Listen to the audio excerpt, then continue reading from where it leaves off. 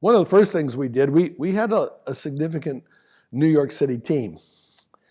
And so we scheduled a vision trip to New York City right after 9/11. I called up a bunch of pastors and said, hey, we've all been impacted by 9/11. What you may not know is we have a number of missionaries that are serving in the city in that context.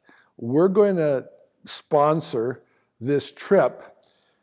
You'll get a chance to see the Twin Towers where they used to be and some of that stuff, but you'll also get a chance to meet some of the people that are part of the solution moving forward because they're doing ministry in the shadow of that.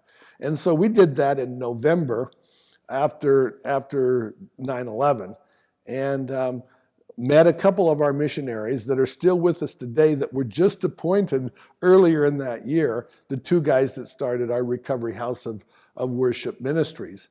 And so what we tried to do with that is, okay, it's a crisis, but it's also an opportunity to highlight the fact that we need ministry in this city right in the shadow of what happened. And so we tried to bridge it in that way and take advantage of the interest for people to go and see, but to tie it to a ministry rationale to say, would you partner with our people here in New York City? So that's one of the things we did. It's you live in a dangerous world. We have ministry to Muslims. So it's the kind of thing that you also say, you don't want to get into a situation where you miss the fact that, guess what? This is why we have Muslim ministry too.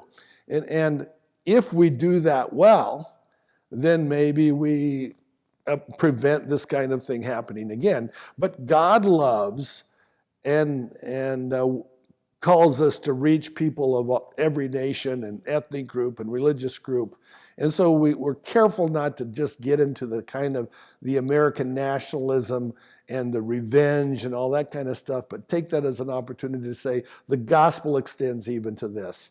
And we've got Muslim ministry, and we've got city ministry, we've got campus ministry. What are we going to do to make sure that the students in our campus ministries, that the people in our churches are still having a gospel outlook, even in the midst of a national crisis that was caused in 9/11?